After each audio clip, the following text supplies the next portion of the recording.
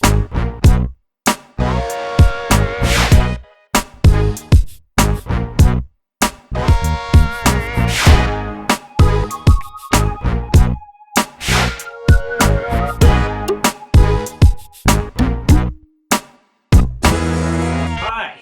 Bob Warfield from CNC Cookbook, and today I want to talk about the role of coolant in machining. So what is the role of coolant in CNC?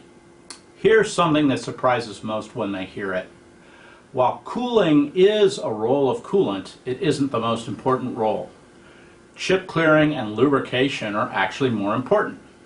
Are you surprised?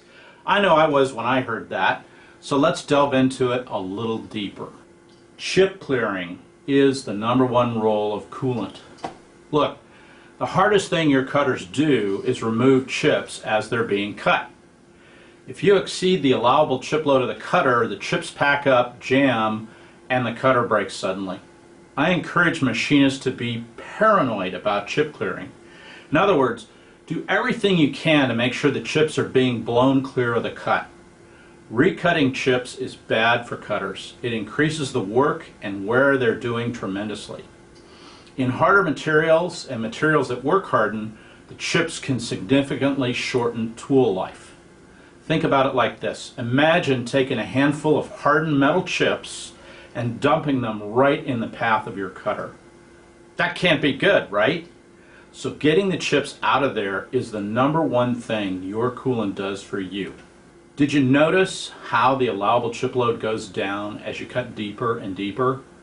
Slots have a lower chip load they can take than open peripheral milling too. This is all because those are situations where it becomes harder and harder to clear out the chips. The cutter's helix has to do all the work. Think about it being like back pressure on plumbing. If the helix is trying to dump the chips out, but there's already chips piled high on top of the cut, then that cutter's job is just that much harder. Not clearing the chips limits chip loads and feed rates, and that will limit your productivity. Okay, let's talk about the second most important job of coolant, and that is lubrication. What we're trying to do here is eliminate BUE, or built-up edge. Certain materials have a chemical affinity for your cutter. The chips will try to weld themselves to the cutting edge, and obviously that's a very bad thing. Lubrication helps those chips slide off the edge without welding. If you've been at it very long, you must have seen a cutter like the one here.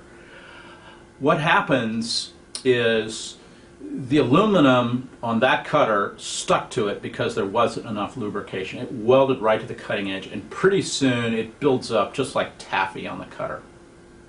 Here's another thing most don't realize is important and comes from lubrication, and that is lubrication will improve your surface finish. Chips are much less likely to scratch if there is a lubricant to lower the friction and stop them rubbing very hard against your part.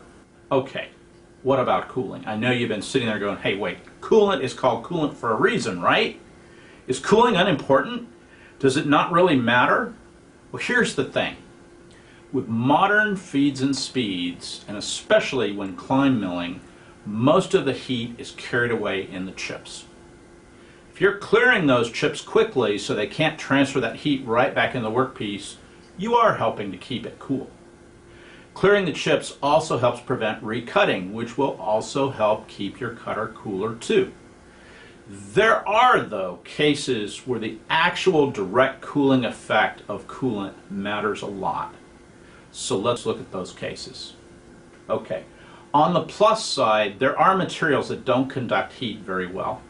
It just stays there and builds up because the material won't conduct it away. Titanium is a great example. It needs all the help it can get to remove the heat. So coolant is definitely helping cool when you're working on titanium. Aluminum, on the other hand, conducts heat very well. So well we use it to make heat sinks, for example. So coolant is playing less of a cooling role with aluminum.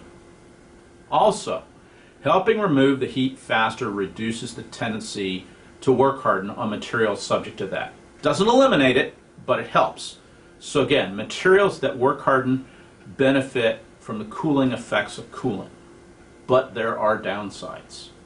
You may have heard that coolant can reduce the life of carbide, particularly with inserts. This is due to something called shock cooling. At microscopic scales, coolant spatters your insert as a series of droplets. So your cutter gets super hot cutting off a chip, and a big fat coolant droplet lands on it, turns to steam, and radically cools the spot where it hits. That's shock cooling. It causes rapid expansion and then rapid contraction of the material. That leads to micro cracks, and they can radically shorten your tool life. Always check whether your insert manufacturer recommends coolant with their inserts. Every insert is different, and sometimes they may tell you to turn off the coolant. When they do, be sure to turn it off, but also be sure to keep an air blast going to clear the chips out, because remember, we've got to keep those chips clear. Here's another negative. Certain coatings require fairly high temperatures to activate and reach their full potency. Titanium aluminum nitride is a great example. With these kinds of coatings, coolant can keep them from reaching their operating temperature, which means shorter tool life and likely slower feeds and speeds.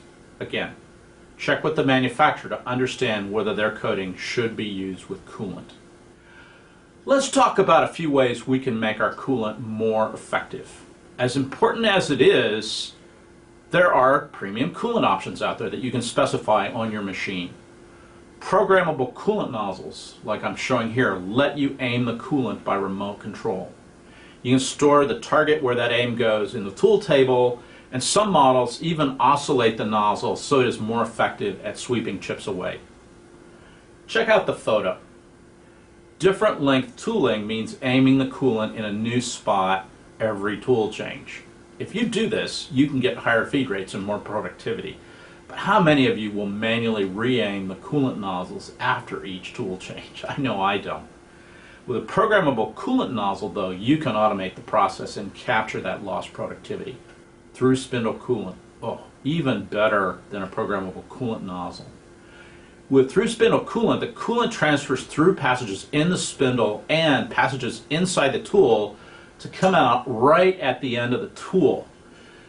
That's where coolant needs the most help.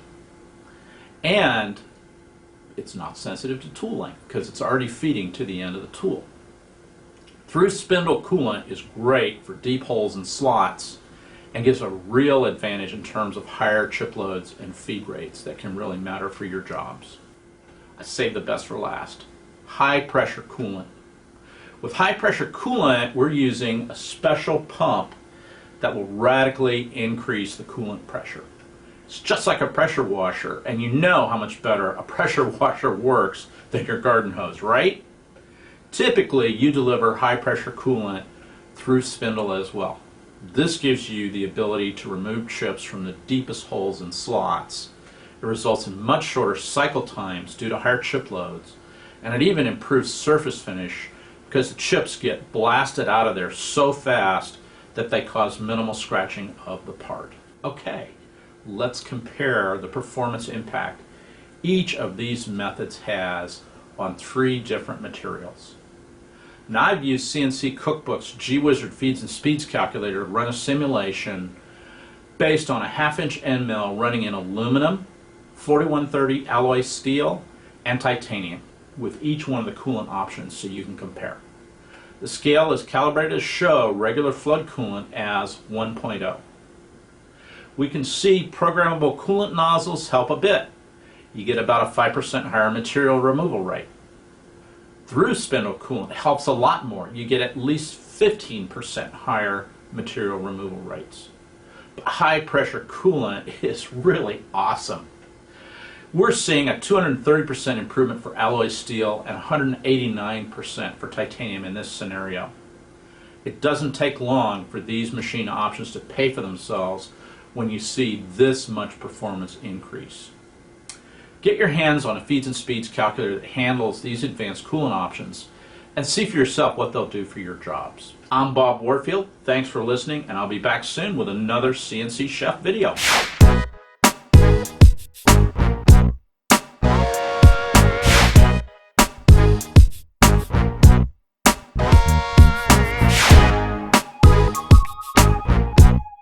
you.